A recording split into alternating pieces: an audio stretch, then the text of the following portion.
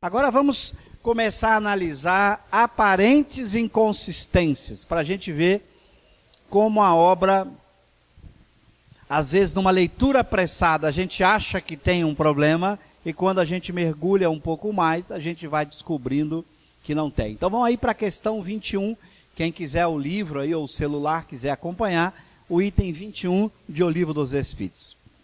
O que diz o item? A matéria existe desde toda a eternidade como Deus, ou foi criada por Ele em dado momento? Olha que pergunta importante. A matéria existe toda a eternidade, ou foi criada por Ele em dado momento?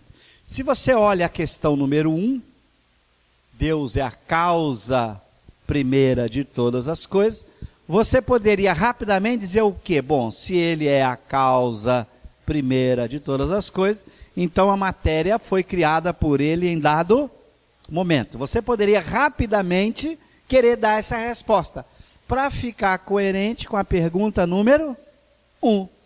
Se Ele é a causa primeira de todas as coisas, Ele criou a matéria em dado momento, ok?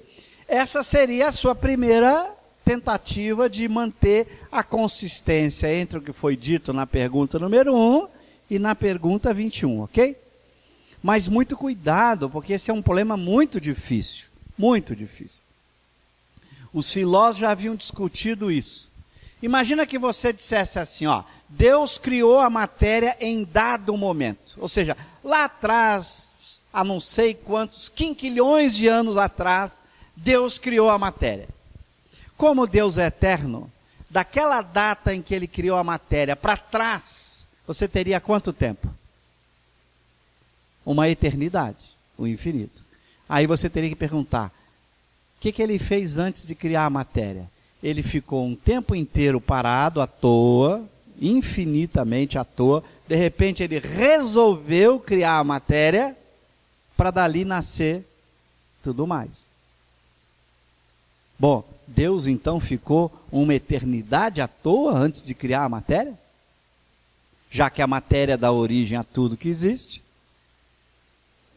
Então, se eu responder apressadamente, Deus criou a matéria em dado momento, eu tenho que responder o que Ele fez antes. Se eu disser por outro lado, Ele não criou a matéria em dado momento. A matéria existe de toda a eternidade como Deus. Imagina, então a minha opção não vai ser o ou. Criada por Ele em dado momento, tiro de lado. Então eu vou para a primeira parte da pergunta. Então a matéria existe desde toda a eternidade como Deus. Mas se eu digo isso, se a matéria sempre existiu como Deus, Deus não é a causa primeira de todas as coisas. Então, se Deus for a causa primeira de todas as coisas, Ele teria criado a matéria em dado momento. Mas se Ele criou a matéria em dado momento, eu pergunto o que Ele fez antes. Ih, embananou tudo. E agora? Kardec fez uma pergunta muito difícil, porque era uma pergunta já discutida pelos grandes filósofos, em particular por Santo Agostinho. Santo Agostinho já havia discutido esse tipo de questão. Para ele enfrentar essa questão, por exemplo, Santo Agostinho criou uma teoria do tempo. Na época dele, Santo Agostinho, não Santo Agostinho espírito, que atuou com Kardec muito na Sociedade Espírita de Paris. Santo Agostinho, um filósofo que viveu no século IV depois de Cristo. Um grande filósofo, um brilhante filósofo. E ele já havia atacado esse tipo de problema. Ele havia criado uma teoria do tempo que tentava dizer o seguinte: para Deus é o eterno presente. O tempo para Deus é diferente do tempo para nós. E o tempo só surge com Deus quando Ele cria a matéria. Então você não pode perguntar o que Deus fez antes, porque não existia o antes. Essa era a resposta que o Santo Agostinho tentava dar. Que a pergunta o que Ele fez antes não poderia ser feita. Mas eu posso fazer a pergunta, por que não? A teoria sofisticada de Santo Agostinho para tentar explicar que Deus é o Criador e ao mesmo tempo não pode ter ficado à toa. Então veja que a pergunta é difícil. E é claro, Kardec fez aos espíritos a pergunta. A resposta é extraordinária, né? Vamos ver a resposta? Qual é, gente? Tan, tan, tan, tan. Só Deus o sabe. Que sabedoria. Por quê? Porque os filósofos, quando discutiram esse tipo de questão, chegaram à conclusão de que existem questões que a gente não consegue decidir, que a razão humana é incapaz de dar uma resposta. Kant vai chamar das antinomias da razão, e ele vai dizer que a metafísica, onde essas questões estão presentes, ela não é uma ciência. Ela tem questões que você não pode ter uma resposta científica ou mesmo racional sobre elas. A razão tem limites. Esse é um dos limites. E a gente não consegue encontrar uma resposta. Por isso essa afirmativa, só Deus o sabe, é muito sábia. Nós não temos condições de dar uma resposta satisfatória. A nossa razão não consegue entender como ele pode ser o criador de todas as coisas e como ele nunca ficou sem criar durante toda a eternidade. Então esse é um problema da razão humana. Aí os espíritos ainda continuam. Há uma coisa todavia que a razão vos deve indicar. É que Deus, modelo de amor e caridade, nunca esteve inativo. Por mais distante que logreis figurar o início de sua ação, podereis concebê-lo ocioso um momento que seja. Então aqui os espíritos lembrando que esse raciocínio de imaginar que Deus começou a criar em dado momento, é um raciocínio que eu devo evitar. Porque sendo ele de toda a eternidade, não dá para começar a criação num lugar, num momento, porque eu vou ter uma eternidade para trás sem criação nenhuma, o que a razão diz que não pode ser. Então os espíritos não respondem à questão, apenas indicam que não é um bom caminho você fixar a origem de criação da matéria. Não é um bom caminho. Bom, então qual é a solução? Só Deus o sabe. Se você entrar na Kardecpedia e botar lá o item número 10, a pergunta número 10 dos espíritos, vocês têm aí, quem quiser pode abrir, eu não vou colocar ali. Aliás, até para vocês acostumando com a Kardecpedia, vocês podem fazer, onde é que está aqui? Aqui? Onde ela está aqui? Alguém consegue ver? Kardecpedia visualização, está aqui. Você pode escrever aqui direto, ó. Se você quiser, você bota assim, 10, o livro dos Espíritos. Aí ele vai procurar o que é 10 lá no livro dos Espíritos. Ok? Então esse buscador ali, você busca uma frase, busca um pensamento, ó, ele chegou aqui, ó. Eu botei 10 lá ou tinha botado 20? Alguém viu? No... Tá 10 aqui? Ó, mas ó, o livro dos Espíritos. Aqui, ó.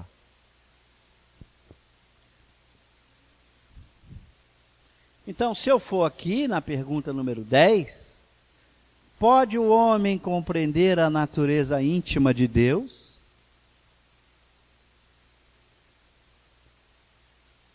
Melhorou? A resposta, não, falta-lhe para isso um sentido. O que significa isso? Kardec explica essa pergunta número 10, basta você colocar aqui, ó, mostrar textos relacionados. Aqui na Gênese, ele explica. Que é não faltar um sentido? Um sentido aqui é uma faculdade que falta, que o espírito só vai adquirir quando virar espírito puro. O que ele quer dizer? Eu não vou botar o texto da Gênesis ali, depois vocês olham. Vocês confiam no que eu estou falando. Depois, se vocês olharem, se vocês discordarem, só quando eu mudar de ordem e chegar na ordem dos espíritos puros que eu vou compreender Deus. Então, compreender como Deus criou, eu brinco assim, vamos adiar a pergunta 21 para daqui a alguns bilhões de anos. Quando a gente virar espírito puro, a gente volta ao assunto, tá bom? Quando eu tiver uma faculdade nova. Se eu não tenho essa faculdade, não adianta eu fazer o exercício de tentar achar. O Kardec dá o exemplo do cego de nascença, você tentar fazer com que ele entenda as cores.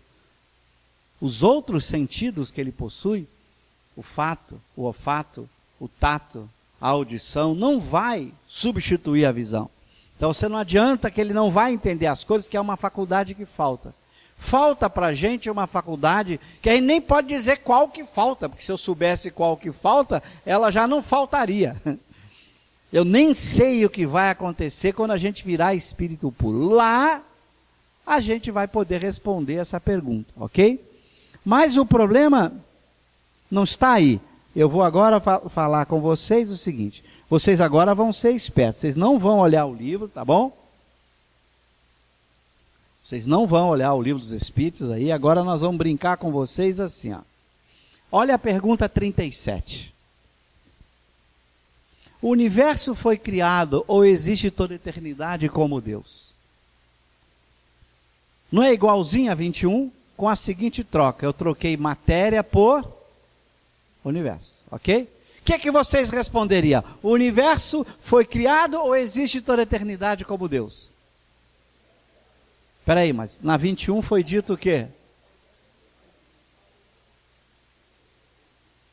Bom, você tem dúvida de que o universo é tudo? Eu vou colocar.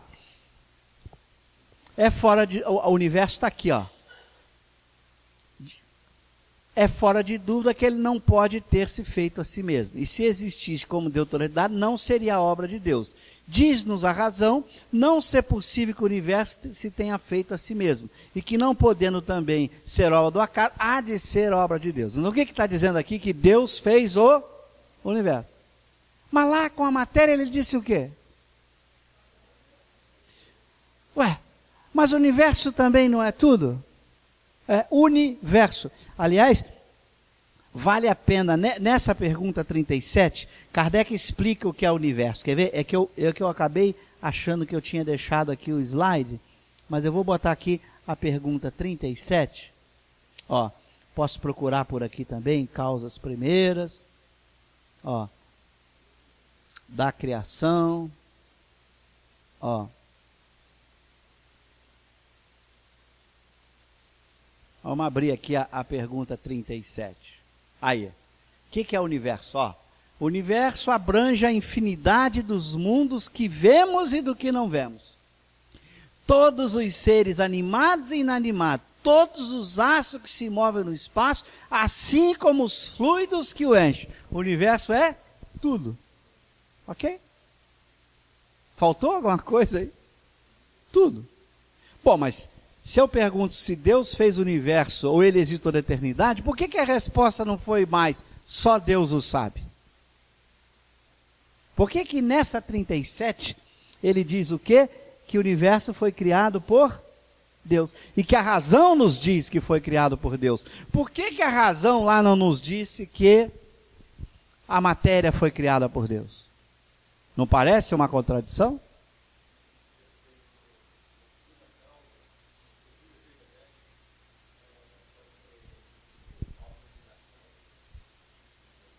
O que é o universo? É tudo.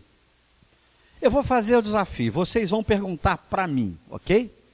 Que pergunta vocês vão fazer para mim? A pergunta que eu fiz na 37. O que Deus fez antes de criar a matéria? Onde está o problema? O problema está nessa pergunta, né?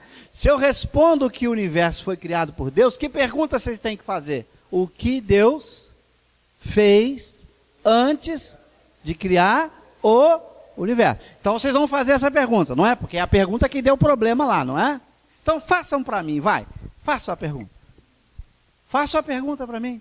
Em voz alta. Pois não.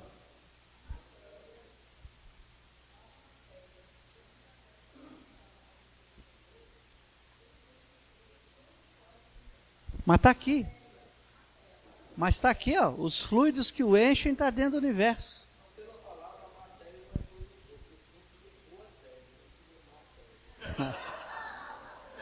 Tá bom. Mas ó, os fluidos estão aqui dentro do universo, ó. Os fluidos que o enchem estão aqui. Sim, mas ele está aqui dentro, ó. Os fluidos que o enchem. Bom, vocês vão lá então. Onde estaria o problema agora, quando eu comparo a 21 com a 37? Está onde? Na 21, por que foi dito só Deus o sabe? Porque a gente fez qual é a pergunta? O que Deus fez antes de criar a matéria, ok? Bom, se eu faço essa pergunta, como Deus não pode ter ficado à toa, eu não sei a resposta, só Deus o sabe. Agora façam a pergunta análoga para mim, na pergunta 37. O que vocês vão perguntar para mim? Eu acabei de afirmar, o universo foi criado por Deus. O que vocês vão perguntar para mim? Estão perguntando para mim, então pergunta de novo, vai. Resposta, outro universo. Pergunta agora de novo. Outro universo. Pergunta de novo. Pergunta de novo. Outro universo. Veja, não há mais contradições. Isso significa que ao perguntar sobre o universo, não tem problema. Deus pode, que hoje, por exemplo, há muitas teorias da física, hoje, também da cosmologia, que diz que o universo surgiu, vai desaparecer. Se isso estiver certo, não há nenhuma contradição. Deus criou o universo vai ter um tempo. Desaparece, ele cria outro universo. Desaparece, e ao longo de toda a eternidade ele foi criando o universo. Nenhuma contradição, por isso eu posso dizer que Deus criou o universo. Agora, por que eu não posso dizer da matéria? Porque a matéria é o material usado para criar o universo. É desse material usado para criar o universo que eu tenho um problema. Que eu não posso dizer quando esse material foi produzido. Porque se eu digo, eu vou perguntar o que ele fez antes de produzir o material que criou tudo. Então são questões parecidas, mas elas são diferentes. Por isso que para uma eu posso dizer só Deus o sabe, e para outra eu posso dizer ele criou o universo. Não tem nenhum problema que o universo seja criado, desapareça, ele cria outro e assim vai. Os universos se sucedam ao longo de toda a eternidade, ok? É que o pessoal inventa nome, na verdade é universo, porque é um só, né? É universo, já engloba tudo. Essa história de multiverso eu nunca entendi bem, é um problema de linguagem, né? Porque eu só posso ter um universo, é tudo. Se o universo é tudo, só tem universo, hein?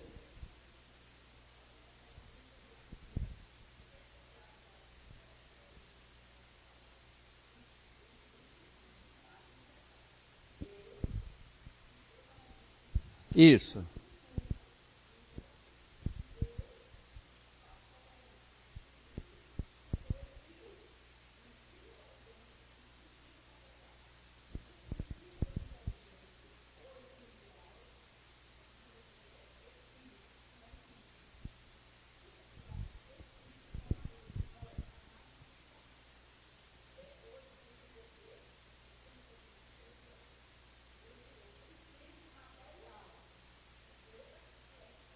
Então, mas se você raciocina desse jeito, você falou, Deus criou matéria e espírito. Vale a mesma pergunta, o que ele fez antes.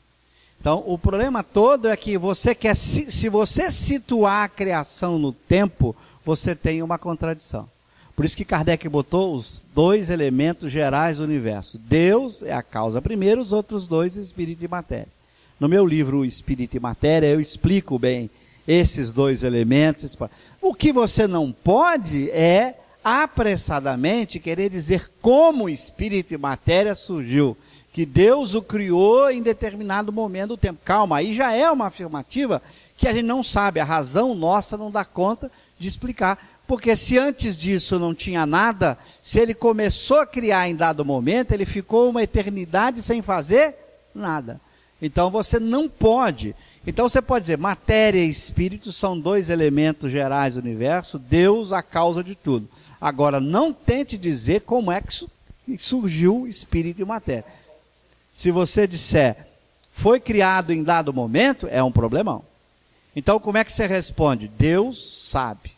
Nós sabemos que tem espírito, que tem matéria, que tem Deus. Agora, e que Deus é a causa de tudo. Agora, de que maneira a causa de tudo deu origem aos elementos? Calma, se eu começar a refletir sobre isso, eu vou ter contradições. Então, esse é uma pergunta que a filosofia espírita e a ciência espírita não respondem. Ponto. Não há nenhum problema você ter perguntas que não responde. A filosofia está cheia de perguntas que a gente não responde. Uma boa ciência tem perguntas que não responde. Só uma doutrina mística tenta responder tudo. Uma boa ciência não responde tudo. Ela sabe dos limites da razão. A razão não vai até aqui.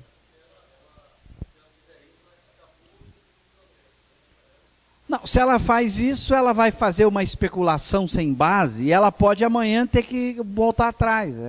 Você não pode dar um passo apressado, você tem que caminhar com mais segurança. A minha razão não dá conta de responder sobre a origem. Ponto. Eu reconhecer a limitação da minha razão. A minha razão, a razão humana, é incapaz de dizer como Deus criou as coisas. Ponto. Ponto. Então, se eu tento dizer, eu vou ter perguntas que vão gerar problema para responder. Então, é melhor você dizer, não sei. Olha aquela resposta, só Deus o sabe. É uma maneira inteligente de dizer, não sabemos. Pergunte para Ele. Perguntar para Deus. Mas quando é que eu conseguiria perguntar para Deus? Só quando eu virar espírito puro. Até lá, não pergunte para Ele. Você fala, eu vou perguntar para um espírito puro. Não resolve. Por quê? Por que se eu perguntar para um espírito puro resolve? Porque eu não tenho faculdade para ele me explicar a resposta. Só ele tem. Ele não conseguiria sequer me responder, mesmo que eu perguntasse. É como na metáfora que Kardec usa. Você tentasse explicar para um cego de nascença a diferença entre o azul e o vermelho. Experimente.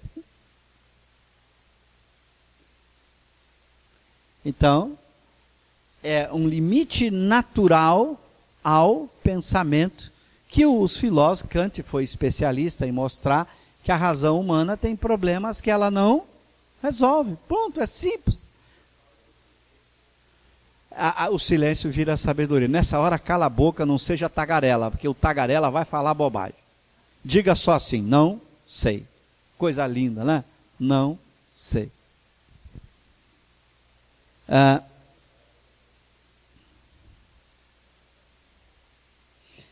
Vejamos uma outra agora um pouquinho mais sofisticada. Eu estou mostrando a vocês para a gente não achar contradições apressadas, ok? Então agora vamos pegar uma outra sobre a origem e progressão dos espíritos. Nós sabemos que os espíritos são criados simples e ignorantes. Apressadamente, eu podia usar, será que eles foram criados imperfeitos?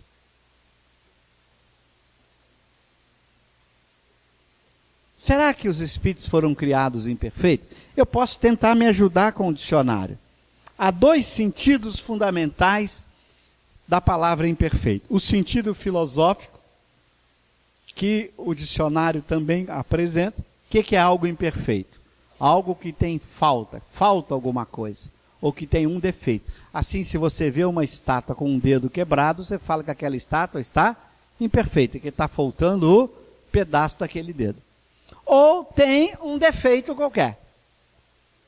Queria representar uma pessoa e botou alguma coisa lá que não é de uma pessoa, tem um defeito.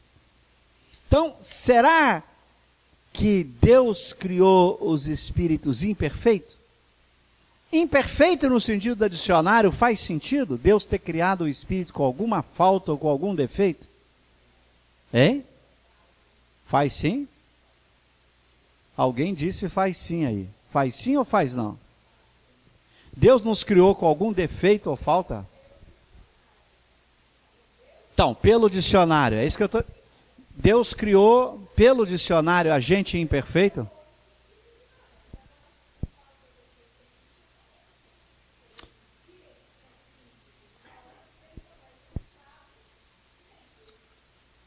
Então, você acha que ele é imperfeito? Nesse sentido que está ali de defeito ou falta?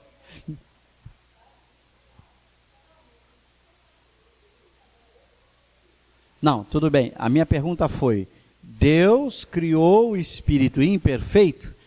Não. No sentido do dicionário, não. Porque no sentido do dicionário seria o quê? Com defeito ou falta. Bom, mas eu poderia, será que não seria imperfeito da escala espírita? Lembra que a escala espírita tem 3 ordens. Item 100. Terceira ordem, espíritos imperfeitos. Segunda ordem, espíritos bons. Primeira ordem, espíritos puros ou imperfeitos. Será que Deus, quando criou os espíritos, eles se encaixavam na terceira ordem, é espírito imperfeito da escala espírita?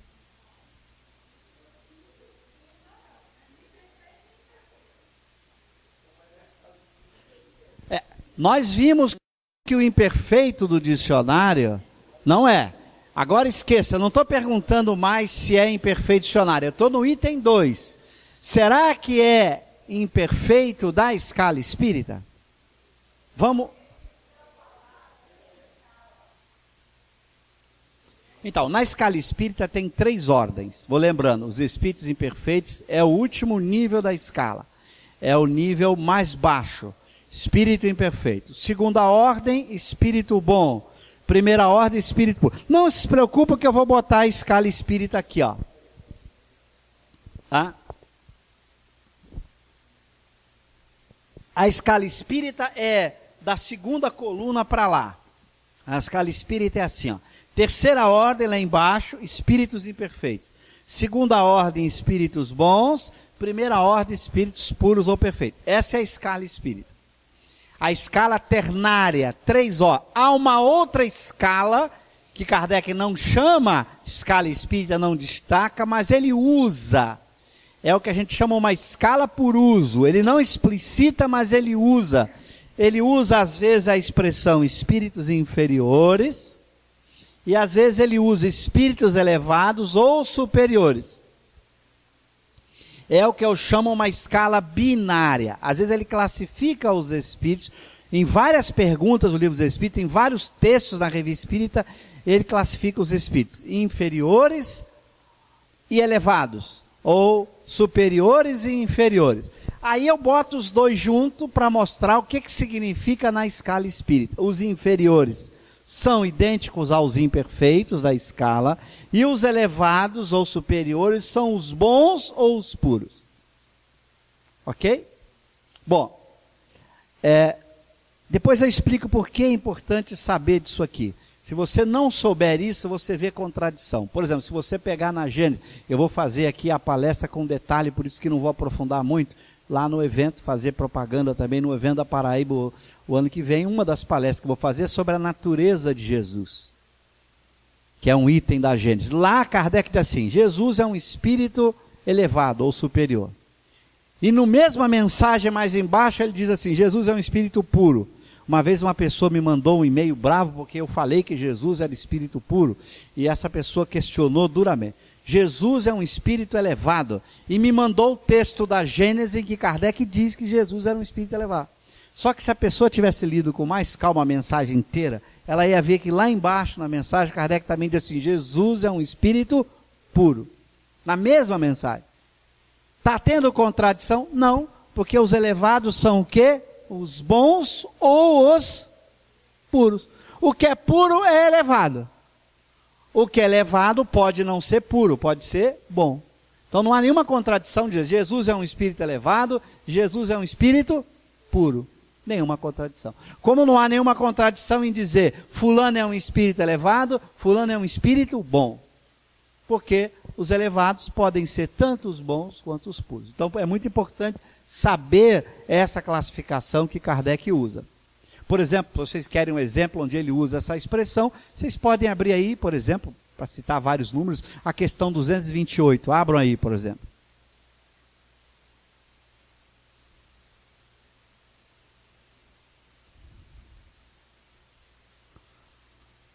Ok? Ele fala dos espíritos elevados.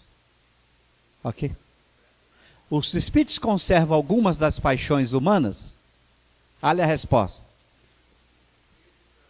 Elevados.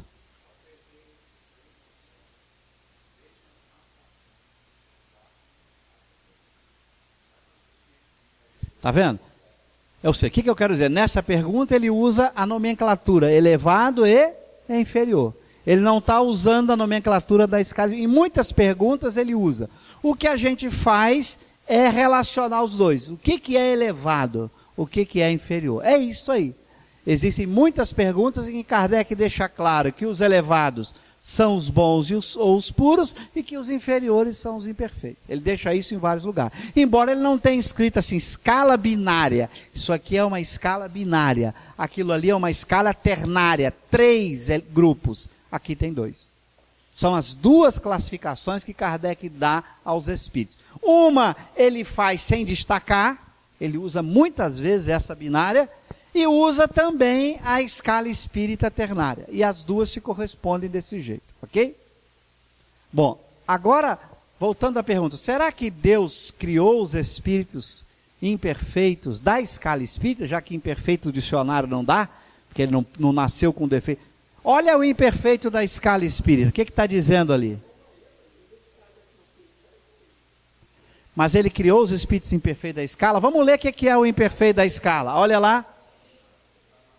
Predominância da matéria sobre o espírito, propensão para o mal, ignorância, orgulho, egoísmo e todas as paixões que lhes são consequentes. Quer dizer, se Deus nos criou imperfeito da escala, Ele nos fez com propensão para o mal, com orgulho, com ignorância, com egoísmo. Então Ele é que é o culpado de eu ser esse espírito atrasado que sou.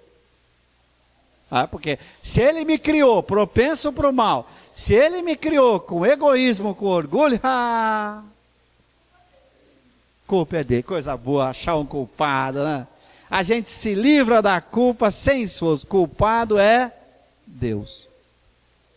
Então, de novo, o que eu estou tentando mostrar para você? Olha a sabedoria de Kardec. Por que ele e os espíritos não disseram que Deus criou o espírito imperfeito? Mas ele diz que Deus criou o espírito simples e ignorante. Porque se ele dissesse imperfeito, você perguntaria, qual é o sentido de imperfeito? O do dicionário, com defeito e falta? O da escala espírita, propenso ao mal? Não. Então olha como os espíritos são rigorosos na escolha do que eles estão usando. Então Deus criou os espíritos simples e ignorantes.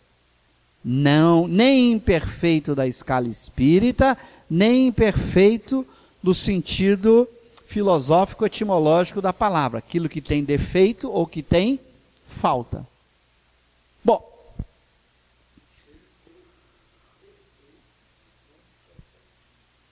então, tudo que é obra de Deus tem que ser perfeito. É por isso que o Spinoza, eu discuto isso, explico no meu livro Espírito e Matéria, com mais detalhe, como o filósofo explica o assunto.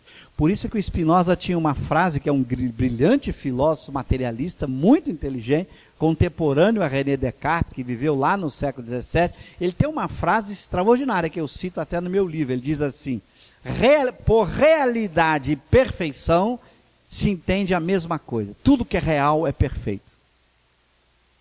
Tudo que é real é perfeito.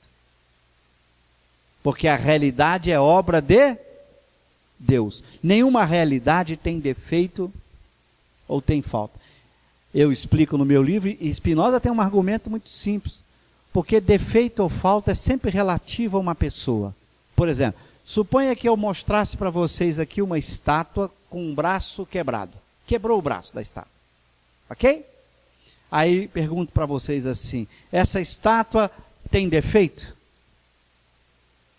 É imperfeita? Você vai dizer, tem porque está faltando um braço. Bom, mas essa imperfeição é relativa a você que está imaginando uma estátua com um braço, e essa estátua sem braço, para você tem defeito, porque está faltando um braço. Mas imagina que entra uma pessoa pela porta procurando exatamente uma estátua sem aquele braço naquele lugar. Ela diria assim, nossa, essa estátua para mim está perfeita. Perfeito, defeito ou imperfeito são conceitos relativos a um sujeito que imagina alguma coisa diferente e em relação àquilo que ele imagina, aquilo ali está diferente. Falta para ele pela imaginação dele. Então Spinoza vai dizer, quando Deus criou tudo, tinha alguém para ele perguntar, você quer que muda alguma coisa? O que está com defeito para você? O único ser que existia era ele. Então, somente para ele mesmo é que ele podia ver algum defeito. Pô, mas ele é perfeito, ele não poderia ver defeito nenhum no que ele fez. Como o defeito e imperfeição é relativo a um sujeito, não tinha nem as pessoas para serem sujeitas para olhar defeito. Então, por isso que Spinoza diz, realidade e perfeição é a mesma coisa. Tudo que é real é perfeito. Não tem falta nem defeito nenhum. Só que o imperfeito da escala espírita é um nome. Olha, espírito imperfeito, a palavra imperfeito aqui não pode ser lida adjetivamente. Você não pode ler assim, ó, espírito imperfeito, imperfeito adjetivo. Significa não perfeito. Suponha que você lesse assim, imperfeito é não perfeito. Então só podia ter duas ordens, né? Os imperfeitos e os perfeitos. Se o imperfeito é não perfeito, não podia ter três ordens, só podia ter duas. Então você não pode ler ali o imperfeito como adjetivo, nem o perfeito. São nomes, eu costumo dizer que é importante botar um hífen, são duas palavras que designam o nome de uma categoria de espíritos. E não imperfeito adjetivo comparado com perfeito. Senão teria duas ordens e não três ordens. Você não vai ler assim, o que não é perfeito é imperfeito. Não, o que não é perfeito pode ser bom. Não precisa ser imperfeito. O que é que não é quais são os espíritos que não são puros ou não são perfeitos na escala espírita? São os bons e os imperfeitos. Então, o não perfeito não é o imperfeito, ok? Pode ser o bom. Por isso que não podem ser lidos adjetivamente. Tem que ser lidos como um substantivo. Espírito puro é o nome de uma categoria de espírito. Espírito bom, o nome de uma categoria de espírito. Espírito imperfeito, o nome de uma categoria de espírito. Três categorias, três nomes diferentes. Ok? E eu tenho que entender as características de cada uma delas para poder entender o que significa. É 10 para meio-dia, é isso? Eu tenho até uma? Ah, graças a Deus. Que eu ainda não estou nem na metade. Meu Deus, quem mandou parar aquele relógio? Eu estava comemorando, eu já olhei para lá umas 3 vezes, ele está 10 para meio-dia. Eu falei, ô relógio abençoado por Deus. 12h15, vou ter que andar. Bom, agora, vocês então começaram a entender o que a gente disse até agora. Deus não criou os espíritos imperfeitos, nem do dicionário, nem da escala espírita. Mas agora vocês poderiam dizer, onde estão então os espíritos na origem, os simples e ignorantes? Não está na escala espírita? Então a escala espírita não tem todos os espíritos. Os espíritos lá no começo foram criados por Deus, simples e ignorantes. Bom, mas se o simples e ignorante não é o imperfeito da escala, onde eles estão então? Oi? Como assim? Não entendi.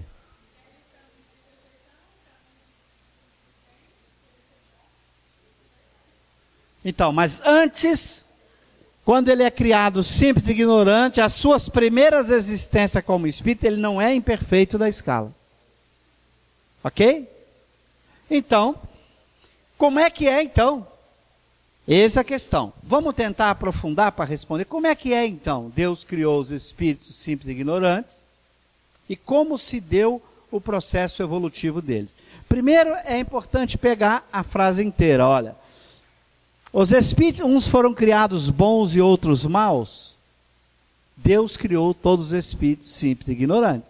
Isto é, sem saber, não sabe nada, não conhece nada. A cada um determinada missão, etc, etc. Agora ele diz algo mais aqui, olha lá. Todos os espíritos passam pela fieira do mal para chegar ao bem? Pela fieira do mal, não. Pela fieira da ignorância. Espera aí. Nem todo mundo vai no caminho do mal. Isso é uma coisa. Então tem espírito que é criado e vai para o caminho do bem. Não passa pelo caminho do mal. Por que é que alguns espíritos seguiram o caminho do bem e outros o mal? Olha a pergunta. Na pergunta, Kardec está afirmando que já estava na 120. Na 120 diz que tem espírito que não seguiu o caminho do mal. Por isso ele pode dizer, por que é que alguns seguiram do bem e outros o do mal? Não tem eles o livre-arbítrio? Deus não criou espíritos maus. Criou os simples e ignorantes, isto é, tendo tanta aptidão para o bem quanto para o mal. Os que são maus, assim se tornaram por vontade própria. Então a questão está nos dizendo assim, espera aí, os espíritos imperfeitos, por terem a propensão para o mal, ignorância, egoísmo, orgulho e todas as paixões que decorrem, eles se tornaram imperfeitos por vontade própria. Imperfeito da escala espírita. Eles não foram criados imperfeitos por Deus. Então o processo é mais ou menos assim, ó. Deus criou os espíritos simples e ignorantes. Os espíritos foram aprendendo, adquirindo consciência de si mesmo, aprendendo a escolher. Ao longo de muito tempo, eles aprendem a escolher. Quando eles escolhem, eles vão seguir por dois caminhos. Alguns seguem por esse caminho. Viram espíritos imperfeitos da escala espírita. Outros seguem em linha reta. Espíritos bons, depois de espíritos bons, vão virar espíritos puros. Outros vão de simples e ignorantes para imperfeitos, depois terão que voltar para espírito bom, depois seguir para espírito puro. Ou seja, o processo de evolução dos espíritos, ou pode ser em linha reta, ou pode ser. Isso você vai entender o Espírito de Verdade. Vou lembrar aqui algumas mensagens de vocês, para vocês, como o advento do Espírito de Verdade. Quando o Espírito de Verdade diz para aqueles que escolheram o caminho, que abandonaram o caminho reto e largo que conduz ao reino de meu Pai, e se enveredaram pelas ásperas sendas da impiedade. Quem se lembra dessa mensagem? Deixar o caminho reto e largo que conduz ao reino de meu Pai, e se enveredaram pelas ásperas sendas da impiedade. Lembra, impiedade não é falta de compaixão. A gente em português, a palavra piedade em português, ela pode ser traduzida por compaixão, e é mais usada como compaixão. Às vezes eu estou com pena ou com piedade de uma pessoa, mas piedade etimologicamente é de pio, é devoção. Em francês é pitié e piété, duas palavras diferentes. Em francês, você nunca confunde devoção com compaixão. Em português, usa-se a mesma palavra para os dois, então gera confusão. Então, ásperas sendas da impiedade, eu costumo mudar na tradução e botar ásperas sendas da falta de devoção.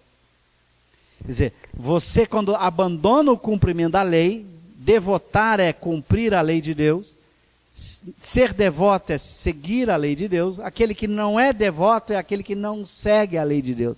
Então, ásperas sendas da falta de devoção ou da não devoção é virar espírito imperfeito. Você passa a não cumprir a lei de Deus, vai para o caminho do mal, vira espírito imperfeito da escala, você tem que retornar ao caminho reto e largo que conduz ao reino de meu Pai, para depois virar espírito puro. Bom, ontem eu brinquei com o pessoal lá de Campina Grande, vou brincar com vocês. Onde nós estamos na escala espírita aqui? Certamente simples e ignorante não estamos, já estamos muito velhos. Nós estamos lá ou estamos aqui? Bom, eu vou fazer uma pergunta a vocês para ter certeza de onde vocês estão, tá bom? Vou fazer uma perguntinha. Se você responder sim, você está lá no espírito imperfeito. Se você responder não, você é espírito bom, ok? Não venha com essa história de falsa modéstia, não. Vocês vão responder com sinceridade. Sejam sinceros. Respondeu sim, espírito imperfeito. Respondeu não, espírito bom. Ok? Combinado? Então preste atenção na pergunta. Vocês sentem, pelo menos de vez em quando, tristeza, ciúme, inveja, mágoa, raiva? Alguém aqui disse não? Vocês sentem, pelo menos de vez em quando, ciúme, tristeza, mágoa, raiva, inveja? Sentem? Sim, por isso que eu disse pelo menos de vez em quando. Sim? Então, se você é sim, você é da terceira ordem. Os espíritos bons não são as boas pessoas, gente. Todos vocês aqui presentes são boas pessoas. Aliás, estão me aguentando aqui desde 9 horas da manhã. Tem que ser boa pessoa pra caramba para aguentar isso. Então, vocês são boas pessoas, são bem intencionados, estão querendo progredir, avançar, procuram amar o próximo, cumprir seus deveres. Isso é boa pessoa. Espírito bom não é isso. Olha o que é o espírito bom nas características da escala espírita. Olha lá. Predominância do espírito sobre a matéria. O que significa isso? Ali Kardec faz uma definição. Olha que coisa interessante. Espírito imperfeito, predominância da matéria sobre o espírito. Espírito bom, predominância do espírito sobre a matéria. Espírito puro, nenhuma influência da matéria. Como é que se traduz isso filosoficamente? Vou traduzir para vocês. A filosofia nos explica isso. O que é predominância da matéria sobre o espírito? É cultivar paixões más. Quando a matéria domina o espírito, ele cultiva tristeza, ciúme, mágoa, raiva, ódio. Isso é a predominância da matéria sobre o espírito. Daí tem a sua propensão para o mal. Porque se ele cultiva tristeza, ciúme, raiva, ódio, ele tem a propensão para o mal. Predominância do espírito sobre a matéria cultiva somente as boas paixões. Ele tem as paixões boas, de alegria, de amor, etc, etc. Bons sentimentos. Ele só possui boas paixões. O que é a paixão para diferenciar de um sentimento? A filosofia também ensina. A paixão é um sentimento que tem as marcas da influência da matéria. Tem sentimento puro, que não depende de nenhuma influência da matéria. As paixões são as emoções, um tipo de sentimento que depende da influência da matéria. Vou fazer aqui uma brincadeira com vocês. Eu piso no pé de vocês. Vocês sentem dor. Ficam tristes com raiva? Fica chateado, aborrecido? Se eu dou um pisão bem forte de propósito, não, vou complicar, eu não vou pisar sem querer, eu venho no seu dedo assim, olhando na sua cara. Você sente dor, fica com raiva, fica triste. Bom, essa paixão que decorre da influência da matéria, por exemplo, alguém aqui quando está com fome, o humor fica perturbado? Fica mais nervoso, mais agitado? Alguém quando lhe trai, alguém quando lhe faz o mal, você fica triste e chateado? São as paixões. Decorrem da influência da matéria. Tem a ver muito com o instinto de conservação, com o nosso processo evolutivo. Então, quando a gente sente essas paixões, nós somos espíritos imperfeitos. Os bons espíritos já não sentem mais essas paixões. Não sentem ciúme, tristeza, mágoa, inveja. Estão muito mais na frente que a gente. Então aquela segunda ordem não está próximo, é muito distante. Por isso vai dizer Kardec que eles são raros. Dali tem a frase desejo do bem. Eles só desejam o bem. Não tem nenhum desejo mal, nenhum pensamento mal no espírito bom. A gente de vez em quando é ofendido, a gente tem uma vontade caridosamente de massagear o pescoço da pessoa, né? Esse desejo mal, esse pensamento mal é próprio do espírito imperfeito. Os bons espíritos não têm. Já lhe passo. Por isso eles são raros. Quando encarnados na terra, são raríssimos.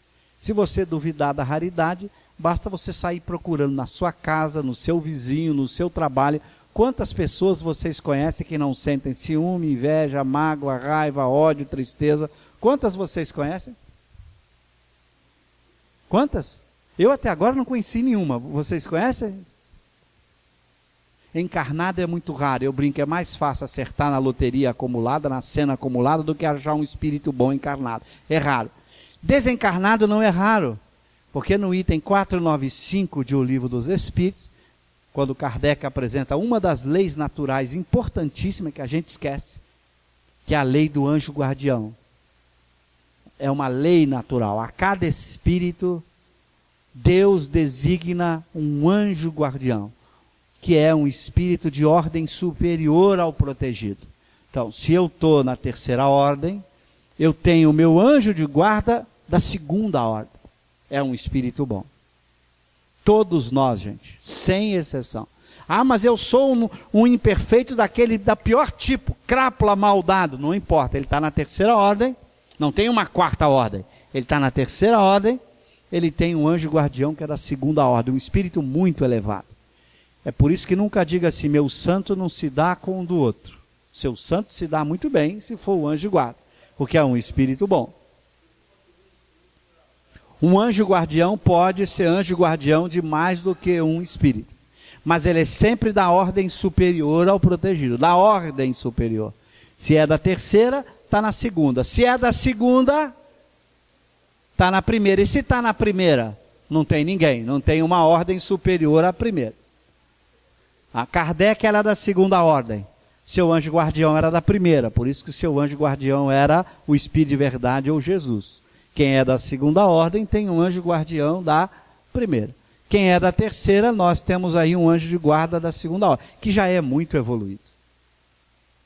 Então não é a pessoa boa, ele não sente as paixões ruins que nós sentimos. Então o bom só sente as boas paixões. E o puro?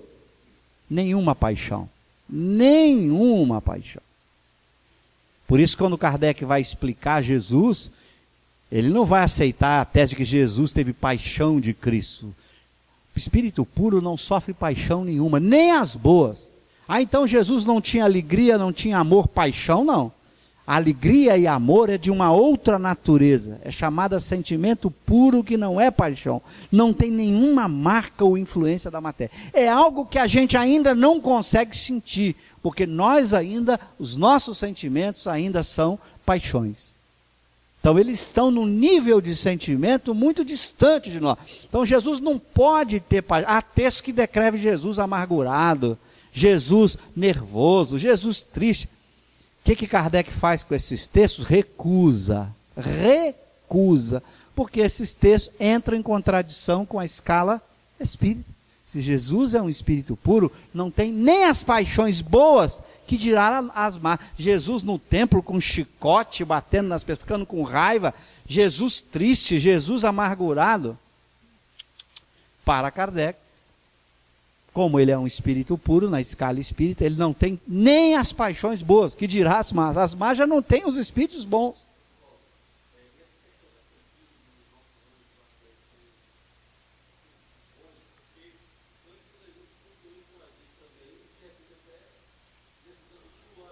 Claro, imagina o seu anjo guardião com ciúme. Aí você está lidando com uma pessoa que provoca o ciúme dele. Ah, ele vai te dar um belo conselho. Imagina o anjo guardião com raiva. Você faz uma coisa lá, vai ganhar um cascudo agora. Imagina o anjo guardião triste. Hoje eu não vou atender que eu estou deprimido. Esquece. O espírito bom é de uma coerência, o espiritismo. A obra de Kardec é uma coerência, uma consistência em todas as suas partes. Tudo se encaixa perfeitamente. É a beleza da verdade. A verdade é simples, clara, transparente o tempo inteiro. Então, se você vai ler lá na obra Gênesis, Kardec explicando os milagres de Jesus, pega lá o item, nós vamos estudar com profundidade no evento ano que vem, veja a obra. Quando Kardec vai explicar a conduta de Jesus, ele tira todas as passagens que coloca Jesus triste, amargurado, nervoso. Kardec tira fora, não são verdades. É o Espiritismo que lê o Evangelho. Por isso eu ainda falava hoje para o Marcos a sabedoria de Kardec quando deu o título. É o Evangelho segundo o Espiritismo. Não é o Espiritismo segundo o Evangelho. Que vale é o Espiritismo. É a verdade do Espiritismo que você usa para interpretar o Evangelho, e não o contrário. Se você usar o Evangelho para interpretar o Espiritismo, é cheio de contradição. O Evangelho coloca lá Jesus sendo tentado. Olha lá a tentação de Jesus nos Evangelhos de Mateus, Lucas e Marcos. Jesus sendo conduzido pelo Espírito, sendo mantido aprisionado por Espírito no templo, no cume da montanha. Kardec vai na obra Gênesis questionar essa passagem. O Espírito João vem esclarecer que isso não faz sentido. Jesus é um Espírito puro. E João vai dizer, isso é uma parábola acerca da tentação humana. Então houve um erro de escrita no texto. Não interessa se foi o evangelista, se foram os copistas, pouco importa. O texto está errado. Ele descreve um fato e esse fato nunca aconteceu. O texto está errado. Para o Espiritismo, a Bíblia não é a palavra de Deus. Então, é o Evangelho segundo o Espiritismo. Não é o Espiritismo segundo o Evangelho. Se você pegar o Evangelho como verdade para ler o Espiritismo, vai ter contradição o tempo inteiro. Há muitas passagens, não só da tentação, a da figueira que secou, que é descrita pelo evangelista como verdade. Jesus se dirige a uma figueira, diz o texto. Não era a época de dar figo, a figueira não estava dando figo, ele seca a figueira. Vem cá, mas a figueira está cumprindo a lei de Deus, porque se não era a época de dar figo, ela não podia dar figo, e ele vem e seca a figueira. Se você interpretar isso como verdade, você entra em contradição com o Espírito puro. O Espírito puro cumpre a lei de Deus, não descumpre a lei de Deus. Há muitas passagens nos textos evangélicos que, se você tomar como verdade, entra em contradição com o Espiritismo. Por isso Kardec escreveu o Evangelho segundo o Espiritismo, não foi o Espiritismo segundo o Evangelho. Você usa a ciência espírita, a filosofia espírita, com o conhecimento do Espírito de verdade, dos Espíritos superiores, para ler um texto de mais de 2000 anos, um texto escrito por pessoas, por seres humanos que escreveram aquele texto, e que tem a linguagem da época, as cópias. E vocês sabem que os próprios textos evangélicos não foram escritos no tempo do Cristo, foram escritos inclusive muitos anos depois que ele já tinha morrido, de tradição oral, de boca a boca. Então, Kardec lúcido, é o Evangelho segundo o Espiritismo, não é o Espiritismo segundo o Evangelho, porque aí está cheio de contradições. Então você pega o Espiritismo e lê o Evangelho. Ah, para o Espiritismo agora é isso, isso, isso. Essa passagem recusa. A figueira que secou não é fato. A tentação de Jesus não é fato. Ah, mas o Evangelho diz que é. Bom, o Evangelho diz que é, o Espiritismo diz que não é. Ponto. Você quer ficar com quem? A escolha você faz. Você tem que fazer a escolha, não dá para ficar com a contradição. Não dá para ficar, Jesus foi tentado e não foi tentado. Ou ele foi tentado, ou ele não foi. Não dá para você ficar com Cosme calvo e Cosme não é calvo. Você tem que escolher. Não adianta, não tem meia verdade. Ou ele foi tentado, ou ele não foi tentado. Para o Espiritismo ele não foi porque ele é espírito puro, não sofre nenhuma influência da matéria, não tem nenhum sentimento mal, não poderia sofrer nenhuma tentação. Agora que eu concluí o raciocínio, eu passo para vocês dois que levantaram a mão. Você? Ah, ele.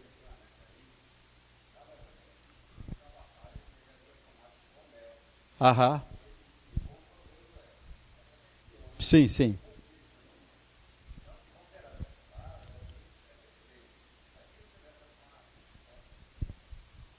É uma forma metafórica de dizer que, quando você olha os atributos de Deus, que Kardec coloca muito bem lá, também ali no primeiro capítulo, já de O Livro dos Espíritos, que trata de Deus, ele vai botar: Deus é soberanamente justo e bom. A gente podia aqui explicar um pouco o que significa essa justiça e bondade, mas aí seria uma outra palestra. Claro que esse texto evangélico tem que ser lido metaforicamente.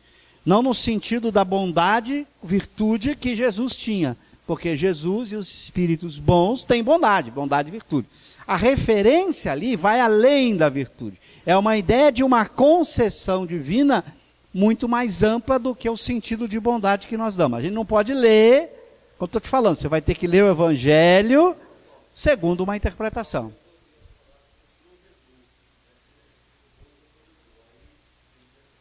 É que quando você está tentando interpretar um texto, você quer salvar o texto.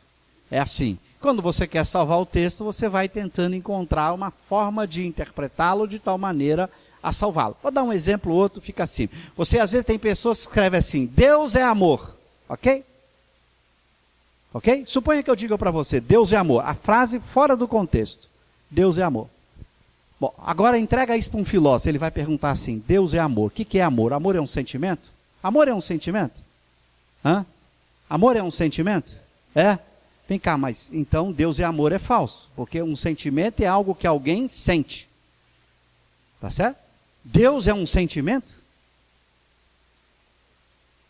Um sentimento existe onde? Onde você encontra um sentimento? Você já encontrou com um sentimento na rua? Já tocou nele? Um sentimento está onde? É um estado interior de uma pessoa. Então, Deus é um estado interior de uma pessoa? Bom, claro que não, porque se Deus é um estado interior de uma pessoa, ele não pode ter criado a própria pessoa, porque ele só existe dentro da pessoa. Se ele só existe dentro da pessoa, ele não foi o criador da pessoa. Peraí, Deus é amor? Peraí, o que você quer dizer com isso? Essas frases são o que a gente chama poética. Elas têm a liberalidade poética. Você tem que virar para o poeta. O que você quer dizer com isso? É que há uma lei de amor proposta por Deus.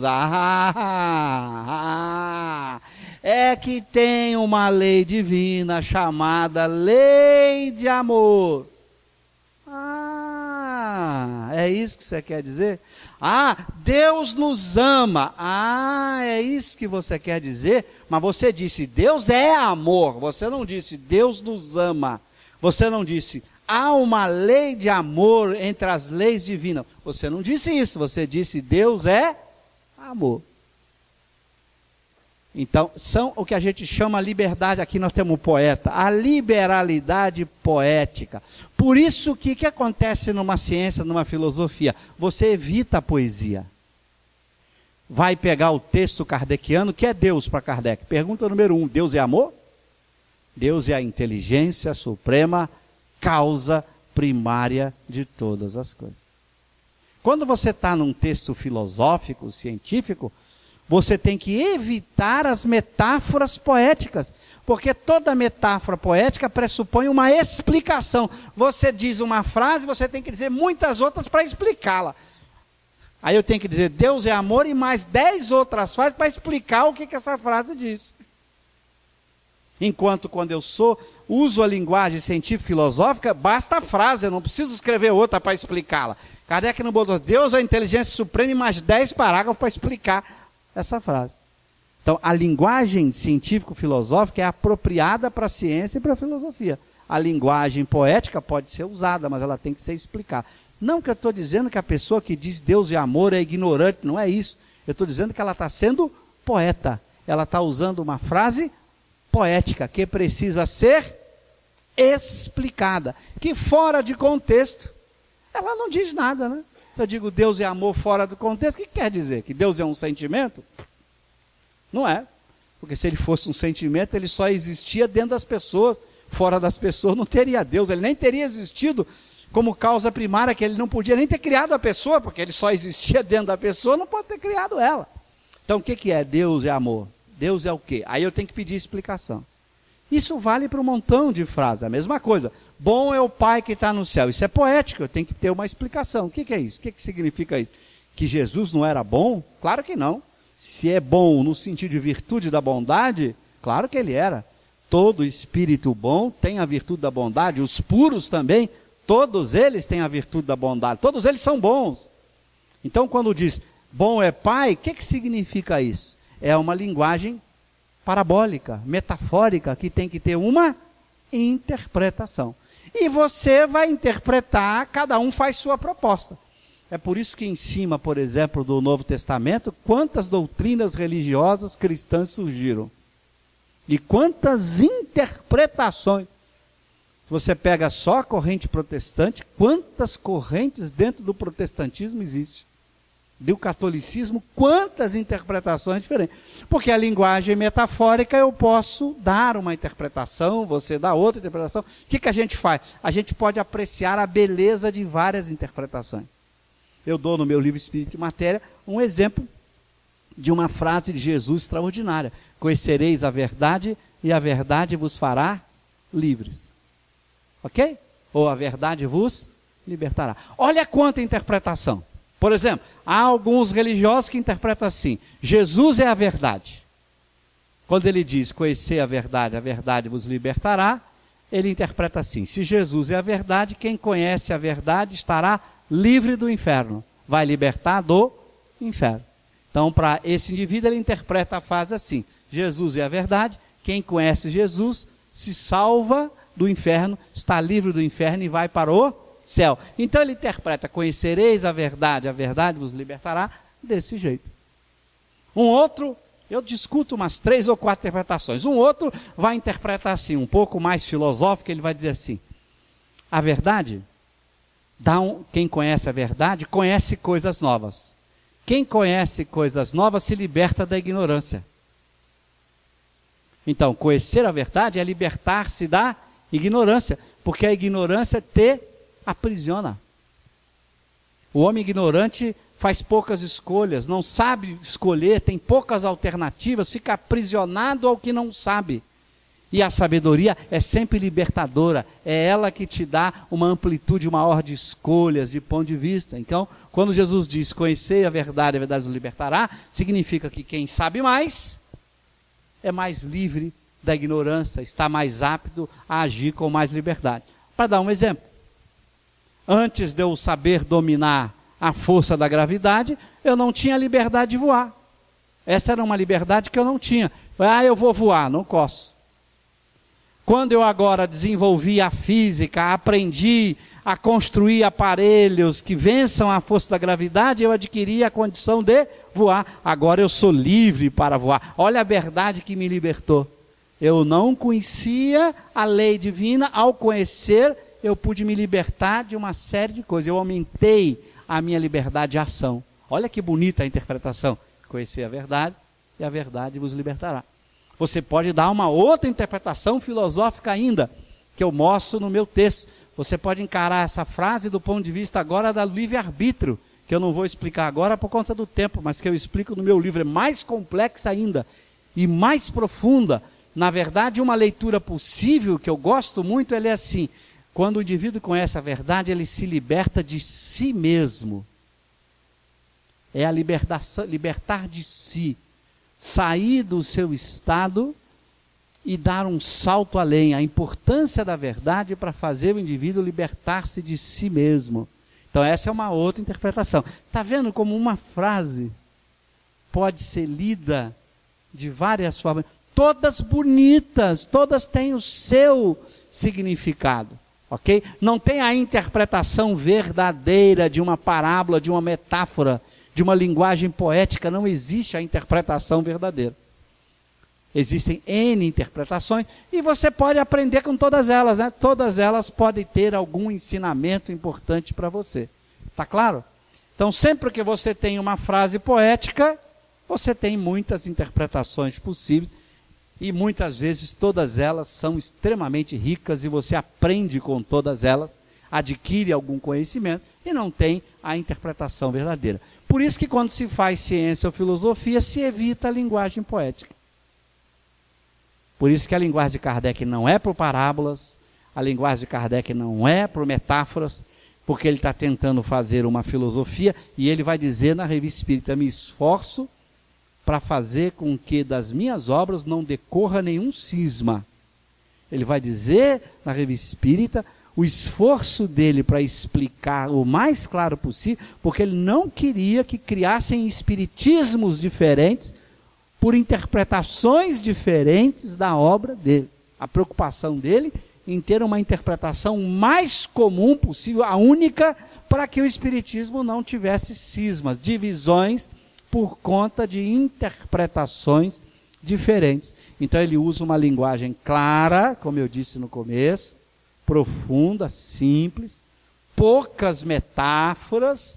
Quando usa a metáfora, está muito bem construída, para evitar a linguagem poética, que é lindíssima. A poesia é extraordinária.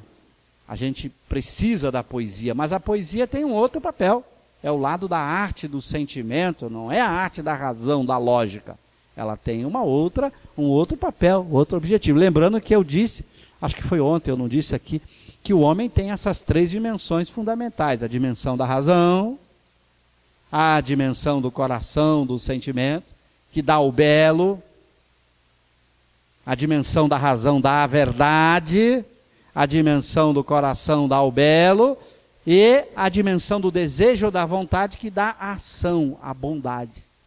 Por isso os gregos propunham os 3 valores fundamentais para o espírito humano: a verdade, a beleza e a bondade, refletindo a razão, o sentimento e a vontade ou a ação. Então, o ser humano é multidimensional.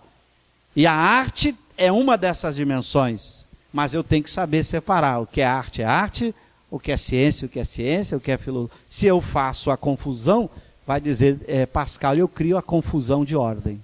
A confusão de ordem ocorre quando eu quero sair do meu quadrado e querer olhar a arte com a razão, ou olhar a razão com o coração. Aí nessa hora eu gero o que Pascal chamava as confusões de ordem. Só o espírito perfeito consegue conciliar os três de maneira completa. Ele desenvolveu ao máximo a razão, ao máximo o sentimento e ao máximo o desejo ou a vontade. Nele, essas três coisas têm uma harmonia profunda. No espírito imperfeito, cuidado. Se eu deixo o coração dominar, se a razão não ficar vigilante, eu faço muita bobagem. Então, o equilíbrio das três, e de acordo com o domínio, no domínio da ciência, da filosofia, a razão tem um papel fundamental. Senão eu gero em contradições, inconsistências.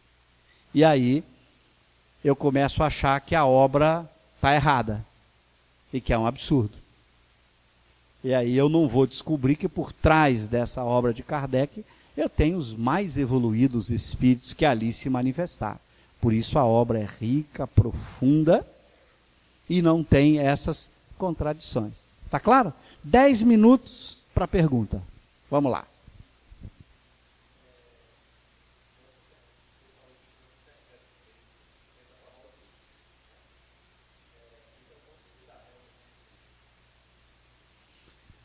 Como estudar o texto? Muito bom. Eu usei a metáfora do catafeijão. Você lembra agora há pouco? Um texto é um saco de feijão. Ok? Sua preocupação não é salvar ou matar o texto. Essa não deve ser a sua preocupação. Nem de salvar, nem de matar. Sua preocupação deve ser com a verdade. Ok? E como é que você faz? Se você está lendo um texto espírita que trata da ciência ou da filosofia espírita, você tem um referencial da ciência e da filosofia, que são as obras de Kardec, ok? Do mesmo jeito que se você me der um texto sobre teoria da relatividade, para um físico interpretar, ele vai se apoiar nas leis que estão bem estabelecidas da teoria da relatividade, para ler aquele texto. A mesma coisa. Se eu tenho um texto espírita, não importa se de um espírito ou de uma pessoa, pouco importa, o autor é irrelevante, isso é uma das coisas que Kardec nos ensinou e que a academia já ensinou há muito tempo. Você, quando vai interpretar um texto, apaga o nome do autor.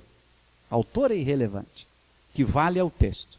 Quando a gente dá parecer na academia, por exemplo, eu participei muitos anos de um programa de mestrado, doutorado na Unesp, Departamento de Filosofia, eu recebia textos de revistas para dar parecer, se o texto devia ser publicado ou não. A revista me mandava o texto sem nome do autor. E uma vez eu recusei um texto, depois eu fui descobrir que era de um colega meu do departamento. E eu não sabia disso. O autor não interessa. Então você tira o nome do autor e você olha o texto.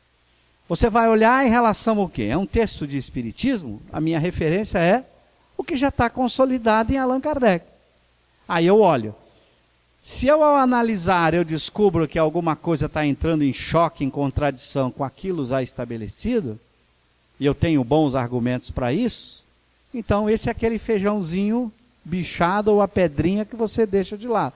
Ah, isso aqui está de acordo, está consistente, está coerente, é o feijão bom.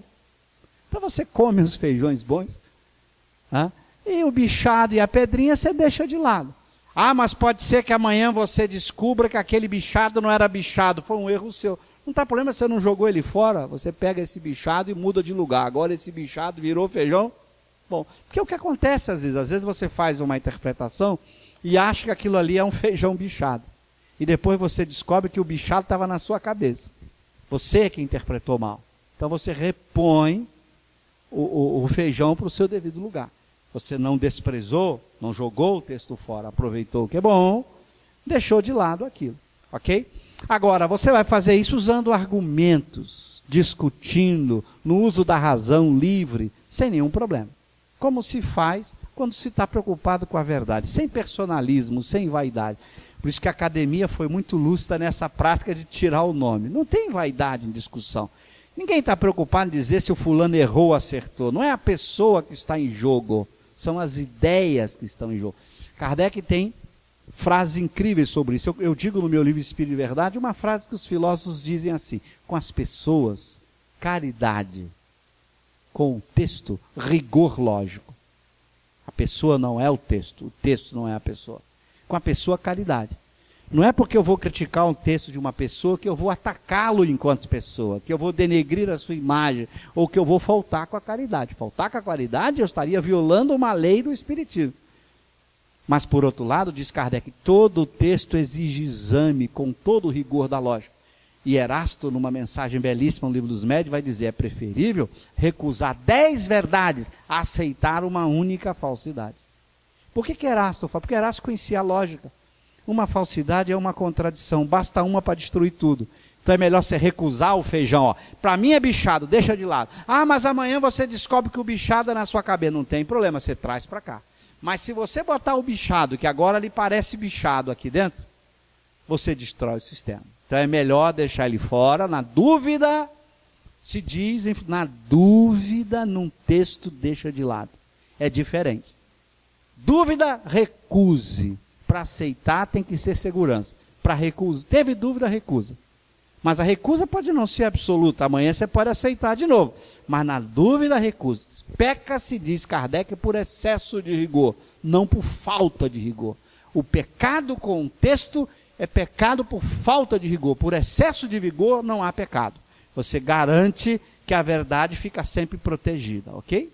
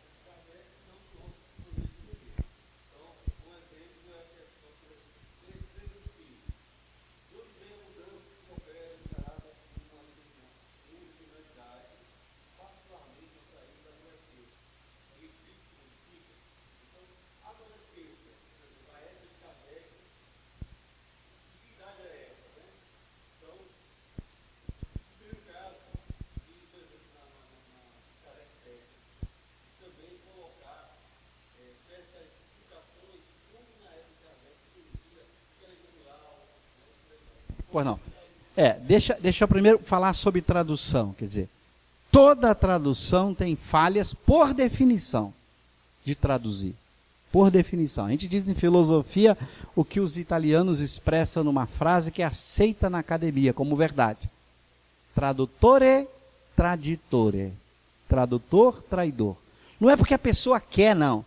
O processo de tradução é um processo de fazer escolha. Isso seria juízo de valor, aí é faltar com a caridade. Na hora que eu faço o juízo de valor da pessoa, eu estou faltando com a caridade. Rigorosamente, eu não vou faltar com a caridade. Dizer, traduzir é fazer escolhas. Os tradutores, coitados, eles vivem a grande esforço de ter que escolher. Ora, alguma escolha que ele faz é feliz. Ora, menos feliz. É isso que ocorre. Em qualquer tradução. Porque traduzir é interpretar. E interpretar depende do conhecimento de cada um, do ponto de vista que ele toma naquele momento que interpretou, da escolha que ele fez naquele momento. Então ele não teve a intenção de errar. Ninguém está julgando, fazendo juízo de valor do tradutor. Está dizendo que traduzir é pecar. Ponto. É o ato de traduzir, é um ato de cometer falha. Ponto. Por isso, a recomendação a partir desta verdade é que você use mais do que uma. Nunca use uma tradução só. Primeira recomendação, para diminuir a margem de erro. Porque às vezes não fazem escolhas erradas no mesmo lugar. Então você acaba... E segundo, tenha o original para comparar na dúvida. Eu uso um critério que é assim. Primeira coisa, desconfie de você. Você pode estar lendo mal. Então, quando você está lendo um texto e acha que ali tem um absurdo, primeiro, desconfie de você. Segundo, se é uma tradução, desconfie da tradução. Terceiro, vai para o original. Quando você executa essa etapa, primeiro resolva seu problema de interpretação. Você está interpretando mal? Discuta com pessoas que sabem. Discuta com outras pessoas que conhecem, para identificar se é a sua interpretação. Ah, não, minha interpretação está correta, ela é tão óbvia, tão clara, tão simples, tem um argumento para ela, então não é problema seu, é problema do texto. Ah, o texto é original, então o texto tem problema. Não, o texto é uma tradução, pode ser a tradução, vai para o original. O seu propósito é a verdade, não é ofender, brigar, agredir tradutor. Muito pelo contrário, nós temos que agradecer aos tradutores. Eu agradeço muito, eu não leio grego, não leio alemão, não leio latim. Imagina se não tivesse a tradução, eu não ia conhecer nada de Platão, de Aristóteles, porque eu não leio grego. Então nós temos que agradecer os tradutores, eles fazem um trabalho extraordinário de colocar à nossa disposição obras que a gente não conseguiria ler. Então nós temos que enaltecê-lo. Mas também não podemos ser ingênuos de achar que erros não acontecem. Aí já seria o outro extremo.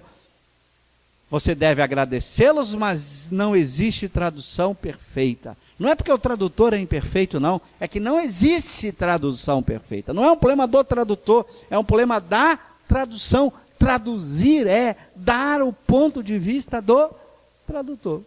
Ponto.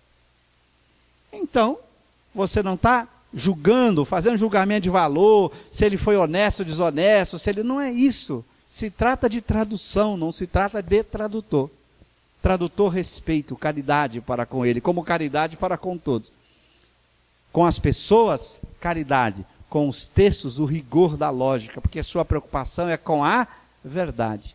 Um texto de ciência, de filosofia, está preocupado em ensinar a verdade. Não é enaltecer a vaidade de ninguém, não há em ciência argumento de autoridade. Ah, foi porque fulano escreveu. Esqueça isso. Não existe argumento de autoridade. Eu gosto muito de Kardec, não é porque foi Kardec que escreveu, porque Kardec tem uma qualidade muito importante. Ele dá argumentos para tudo que ele diz. E eu me preocupo com os argumentos dele, não com a assinatura dele. Os argumentos dele, o texto dele é argumentativo, explicativo. Você pode discutir com o texto dele. Por isso ele cresce quando você discuta o texto. Apague o nome.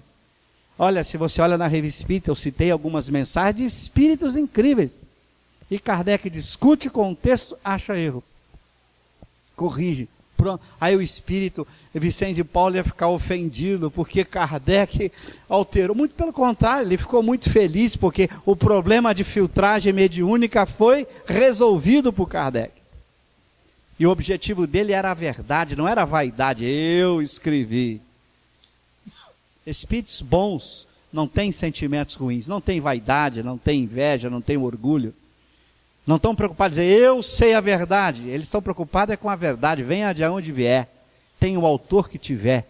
Não estão preocupados com esses personalismos que a gente está preocupado, nós os espíritos imperfeitos. Então eles nos ensinam, e a gente tem que lembrar sempre disso. Caridade para com as pessoas, rigor lógico com o texto. E tem uma outra frase para encerrar, que já que nós passamos na hora, que eu citava ontem para o Marcos, e vale a pena, essa frase é extraordinária. Kardec diz assim: os erros do espírito pesam menos na balança de Deus que os erros do coração. Ou os pecados do espírito, depende do tradutor, pesam menos na balança de Deus que os pecados do coração. O que significa isso? O que é pecado do espírito? Espírito com letra E minúscula é conhecimento, verdade, pensamento. Se eu digo assim, 2 mais 2 é igual a 5, eu cometi um pecado do espírito. Você vem e me agride por isso, você cometeu um pecado do coração. Você violou com a caridade. Eu violei com a verdade. Pecado do espírito pesa menos na balança de Deus que o pecado do coração. Ah, aquele espírito escreveu aquilo, é falso. Falso. Daí a agredi-lo, ofendê-lo, partir para a falta de caridade, o seu erro é maior. O pecado do coração é pior do que o pecado do espírito. O pecado do espírito você corrige facilmente. 2 mais 2 é igual a 5? Desculpa, 2 mais 2 é igual a 4, errei. Agora, a agressão, o desamor, a violência, esse é um pecado muito maior. Então, Kardec é muito lúcido. Ele vai dizer, quando houver divergências entre grupos, quando os grupos se divergirem, diz Kardec, ficarei com aqueles que mais caridade demonstrarem. Olha a beleza do pensamento. Ficarei com aqueles que mais caridade demonstrarem. Lembrando essa frase, os pecados do espírito pesam menos na balança de Deus que os pecados do coração. Porque pecado do espírito a gente vai cometer ainda durante muito tempo, porque somos espíritos imperfeitos. Mesmo os bons cometem pecado do espírito. Só os puros não cometem pecado nenhum. Os bons não cometem pecado do coração, já passaram dessa fase, mas ainda podem cometer pecados do espírito. Nós cometemos os dois pecados, o do espírito e do coração, porque somos espíritos imperfeitos. Então a gente tem que escolher, vamos evitar o pecado do coração, porque o do espírito a gente não consegue não, a gente vai continuar cometendo. Vamos nos esforçar para nos amarmos, nos respeitarmos e nos tratarmos com caridade, que é o princípio mais importante colocado por Allan Kardec. O fora da caridade não há salvação. Ele não disse fora da verdade, fora do conhecimento, ele disse fora da caridade. É esse o nosso convite, a mensagem que queremos deixar para vocês nesses 160 anos do Livro dos Espíritos. Vamos estudar Kardec para viver o seu ensinamento. Viver Kardec é viver o ensinamento desses espíritos superiores, de Jesus, desses grandes espíritos, botar em prática, porque aí a gente cresce. A gente vai atingir um dia a segunda ordem, a ordem dos bons espíritos, se a gente trabalhar para isso. Muito obrigado a vocês pela paciência, pelo carinho.